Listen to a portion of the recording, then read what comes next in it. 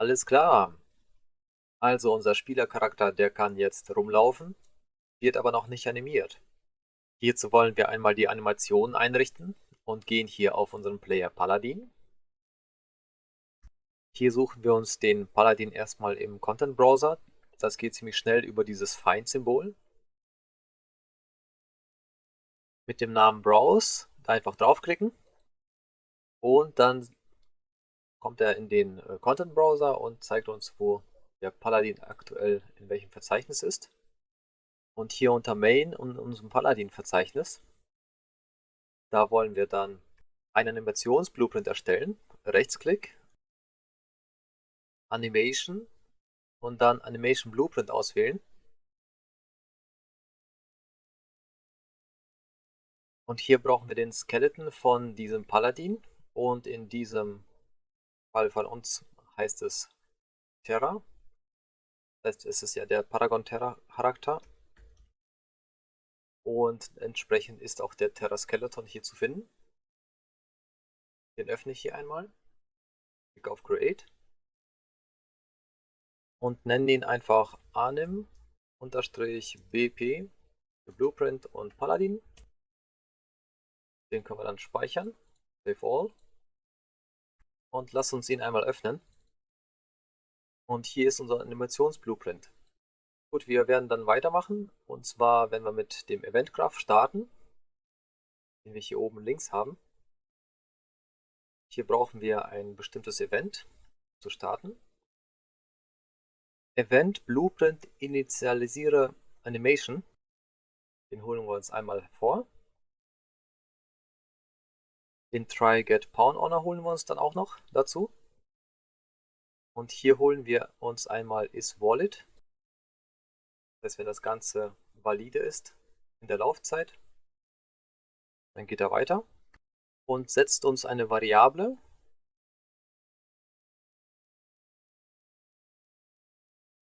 Promote to Variable müsste dann sein. Genau, den setzen wir dann. Das heißt, wenn das Ganze valide ist, dann wird er auch die Variable setzen. Die wollen wir noch umbenennen in Pawn,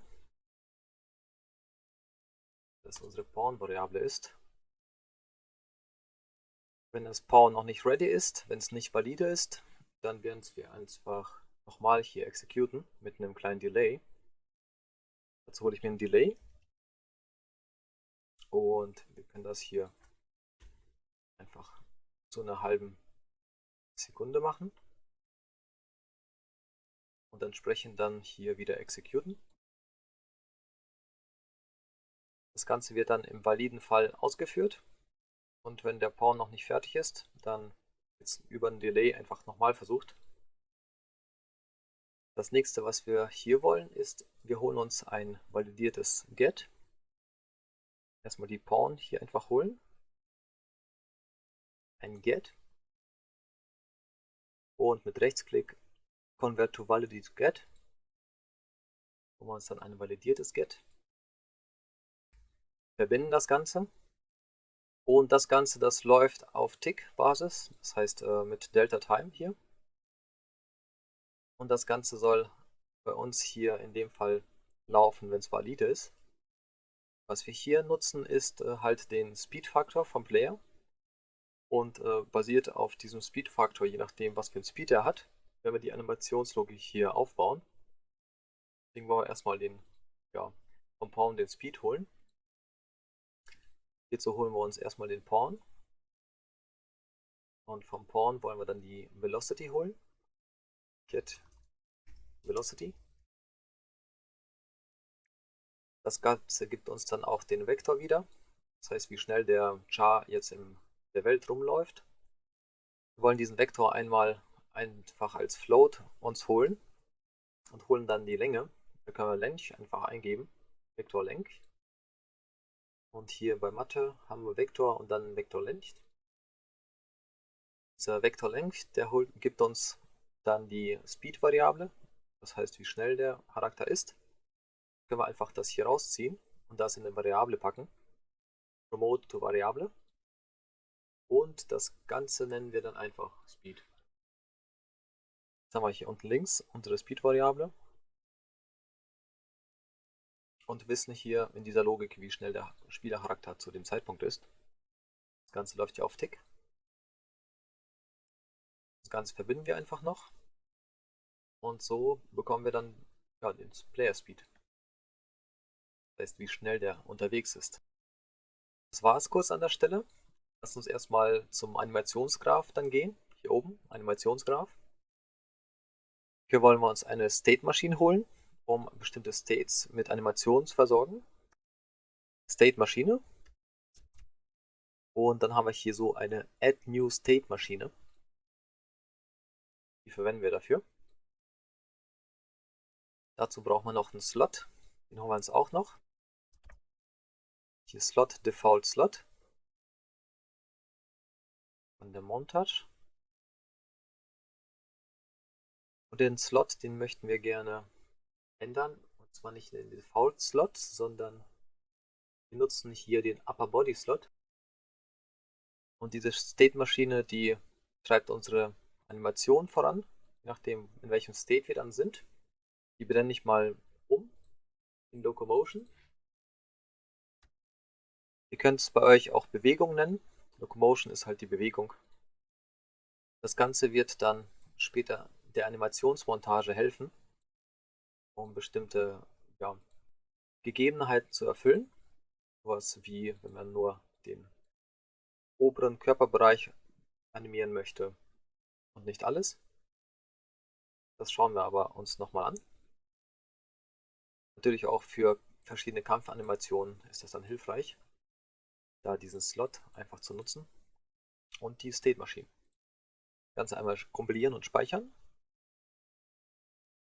Lass uns die State Maschine öffnen, die Locomotion. Unser erster State wird dann halt sein, einfach hier Rechtsklick, Add State. Den nennen wir einfach Idle und Run. Finden das Ganze. Das Ganze öffnen wir mal, diesen Idle Run. Und hier nutzen wir dann unsere Speed-Variable. Die holen wir hier uns hier unten links einfach herziehen mit Get.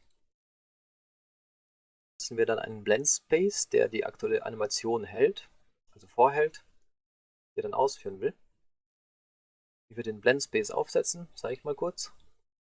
Wir gehen dann wieder zum Charakter über diesen Browse-Button und hier können wir dann uns den Blend Space holen.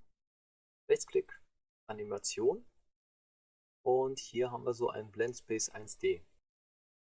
Holen uns wieder Terra, den Skeleton Terra holen wir uns dann und nennen das Ganze Blend Space Paladin, BS Paladin. Wir können alles einmal speichern, Fail, Save All und öffnen dann unseren Blend Space Paladin, BS Paladin. Hier schauen wir uns die Asset Details an. Also wenn ihr im Skeleton Tree seid, einfach auf Asset Details gehen, den Details Paneele und hier dann die Interpolation für den Write Speed einfach auf 5 setzen. Dann holen wir uns noch die horizontale Axis bei den Axis Settings und öffnen das Ganze einmal. Hier haben wir so einen Namen. Dieser Name, der hier bei dieser horizontalen Achse ist, das ist der Name der Variable, der dann hier unten für die Animationsgeschichte zuständig ist. Und hier kommt unsere Speed-Variable zu tragen oder zum Einsatz für diese Interpolation. Und wir nennen das Ganze Speed, weil unsere Variable ja auch so heißt. In AnimBP Paladin, da haben wir unsere Speed-Variable. Unsere Speed-Variable, die wird ja ständig aktualisiert in dem Event-Graph, den wir vorhin aufgesetzt haben. Also im Idle-Zustand ist das ja im Grunde 0. Und wenn der Spielercharakter sich bewegt, dann ist das ja eine höhere Nummer, eine höhere Zahl. Bezogen auf die Nummern zu dem Speed, die können wir ja im Grunde hier setzen. Statt 100 werde ich jetzt hier einfach 600 nehmen. Dann haben wir hier so ein Intervall, Minimum Access Value 0 und Maximum Access Value 600. Und da werden dann unsere Animationen entsprechend gesetzt dann. Also wenn wir hier bei 0 uns hier anschauen, was macht der Spielercharakter, wenn er nicht läuft, dann wird er ja im Idle-Zustand sein. Dann holen wir uns einfach den Idle dann. Da gehen wir hier rechts einfach hin, Search Assets und geben da Idle rein. Und dann findet er uns alles, was Idle ist. Hier ist alles Idle-Zustände von der Terra, von dem Paragon-Charakter, den wir hier nutzen. Und hier haben wir zum Beispiel den Idle, den wir dann nutzen können. Holen wir den Idle einmal hierher. Ziehen wir den nach links. Das heißt, das macht dieser Paragon-Charakter namens Terra im Idle-Zustand. Dann hier einmal doppelklicken. Und wenn das dann entsprechend schneller wird, und hier einmal drüber gehen, das ist noch Speed 300. Hier haben wir 450. Einfach Steuerung gedrückt halten, dann könnt ihr mit der Maus hin und her laufen. Natürlich auch. Und hier haben wir irgendwo 600. Bei 600 wollen wir, dass eine andere Animation läuft. Hier gibt es noch eine, die heißt Joggen. Und dann nehmen wir uns einfach die Jog Forward, Jog FWD. Ziehe ich mir auch einmal rein. Schiebe die dann hier hin bei 600.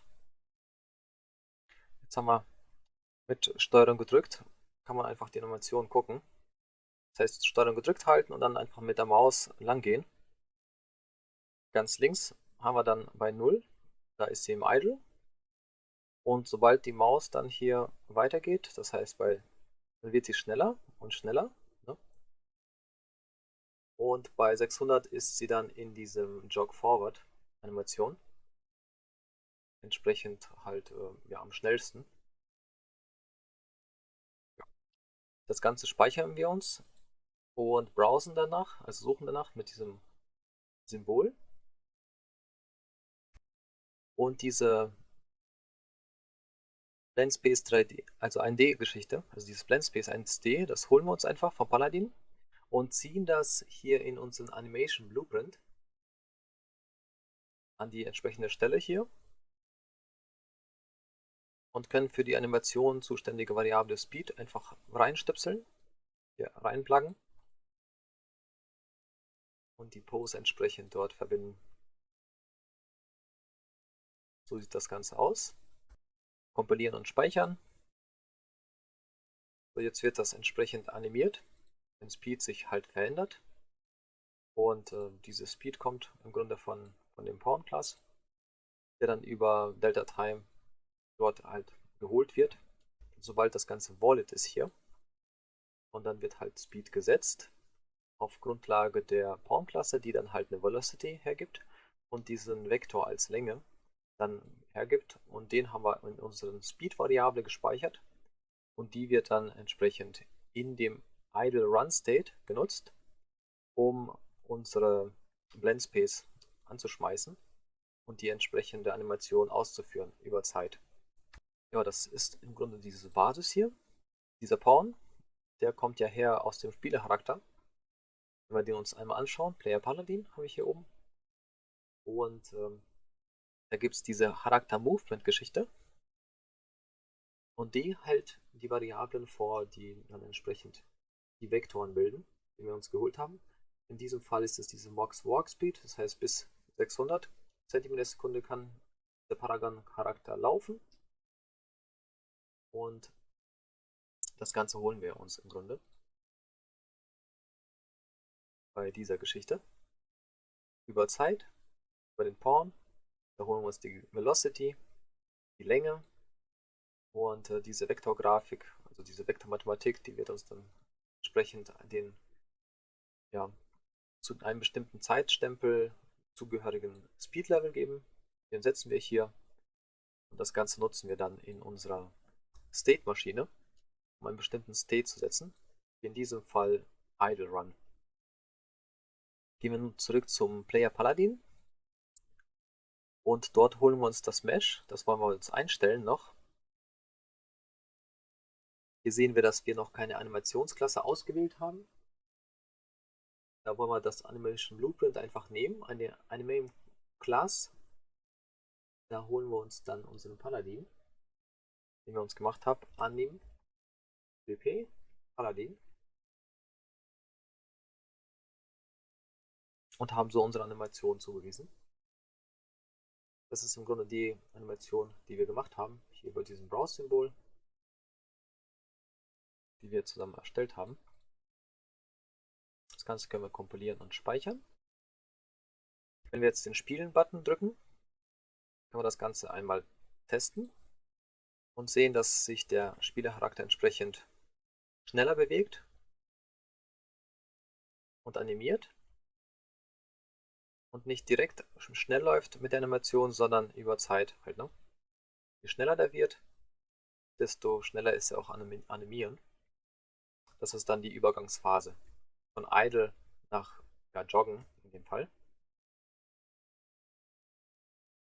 Das war es auch für dieses Video, wo wir halt den Animationsblueprint eingerichtet haben und den Blend Space, die State-Maschine schon mal angefangen haben, um unsere erste Animation in diesem Spiel zu haben, die den Spielercharakter animiert zur Laufzeit, wenn er dann die Speed-Variable entsprechend ändert, in Richtung Laufen oder Idle, wenn er dann nicht läuft. Und im nächsten Video geht es dann weiter. Bis bald!